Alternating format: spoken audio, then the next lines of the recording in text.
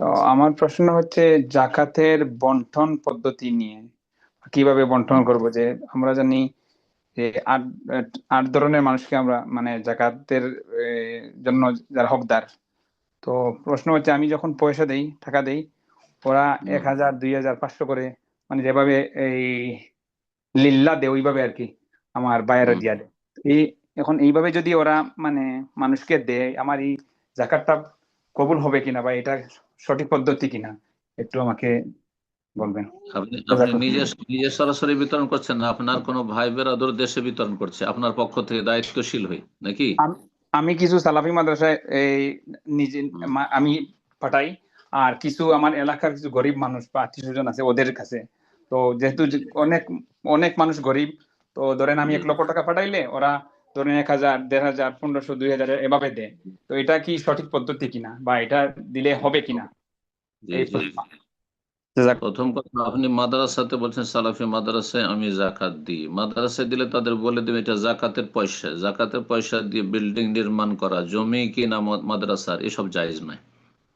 জাকাতের পয়সা যদি মাদ্রাসায় লাগাইতে হয় একান্ত, তাহলে মাদ্রাসার গরিব ছেলেদের খাওয়া দাওয়া, বোর্ডিং খরচ, এইসব দেওয়া যাবে, অথবা শিক্ষকদের আংশিক বেতন ওই গরিব ছেলেদের নিয়তে, সচ্ছল ছেলেদের নিয়তে নয়, এতটুকুতে সীমিত রাখতে হবে। আর জাকাতের অধিকাংশ টাকা পয়সা চলে যাচ্ছে মাদ্রাসার, মাদ্রাসার বিশাল বিশাল বিল্ডিং ভবন তৈরি হচ্ছে আর জমি কেনা হচ্ছে, এগুলি হারাম, জাকাত আদায় হবে না। আর তারপরে গরিবকে দেওয়ার জন্য সরাসরি যদি দিতে পারেন তো এটা ভালো, কারণ আপনি নিশ্চিত আমি গরিবের হাতে তুলে দিতে পারলাম।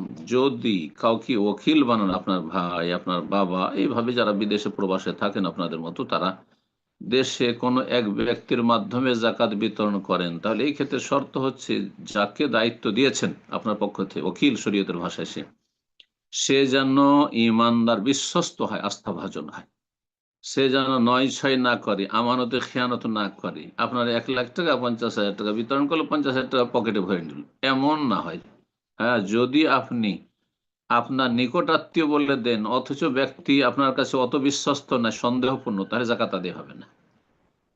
আপনি পর কেউ ইমানদার পরহেজগার আল্লাহওয়ালাকে দিয়ে জাকাত বিতরণ করেন তাহলে, আর না হলে যেমনটা বলো সরাসরি বিতরণ করেন।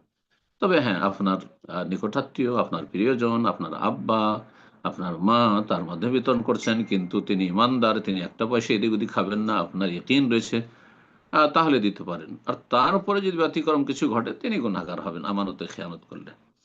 তো এইভাবে জাকাত গরিব মিসকিনকে দিলে আদায় হয়ে যাবে। এখানে একটি কথা স্পষ্ট করে দেওয়া উচিত।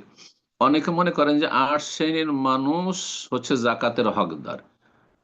আর এই ক্ষেত্রে ভাবেন তারা যে 8 শ্রেণীর মধ্যে সবগুলিকে দিতে হবে। না, না, সব তলাশ করা জরুরি নয়।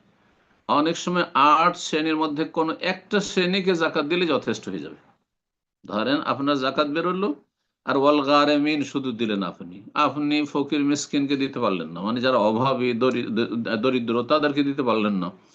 আপনি শুধু ঋণগ্রস্তকে ঋণ থেকে মুক্ত হওয়ার জন্য জাকাত আদায় হয়ে যাবে, জাকাত আদায় হয়ে যাবে। কিন্তু সেই ঋণগ্রস্ত ব্যক্তিকে যে ঋণ মুক্ত করলেন, তিনি যেন আগামীতে আবার হারাম কাজ না করেন, অথবা সুদের ওপর, লোনের ওপর টাকা নিয়ে ঋণগ্রস্ত হয়েছেন, হারাম কাজ করতে গিয়ে ঋণগ্রস্ত হয়েছেন, এমন লোককে দেবেন না।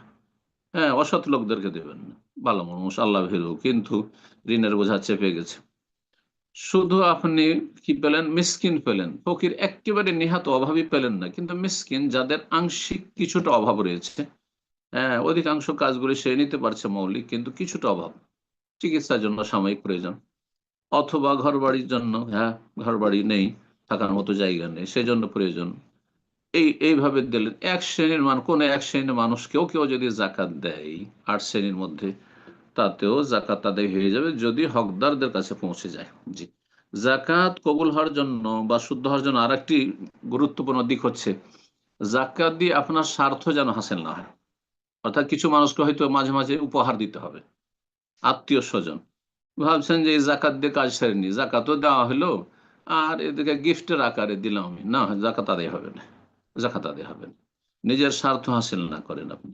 নিজের চাকর নকর, বাড়ির কাজের মেয়েরা আছে, ছেলেরা আছে, ড্রাইভার আছে, আর তাদেরকে জাকাত দিয়ে তাদের পরিবারকে জাকাত দিলেন, নিয়তটা হচ্ছে একটু আন্তরিকতার সাথে একটু কাজ করবে, ভালোভাবে সংসারের কাজগুলো একটু সামলাবে, তাহলে জাকাতে আপনার ঘাটতি থেকে গেল। বুঝছেন না? জাকাত হচ্ছে খালিস ইবাদত, সুতরাং খুলুসিয়াতের সাথে আদায় করতে হবে, দুনিয়ার কোনো গরজ তা দিয়ে পূরণ করবেন না। বারাকাল্লাহ ফিক। সালাফি.9 রাসূলের কথা বলে।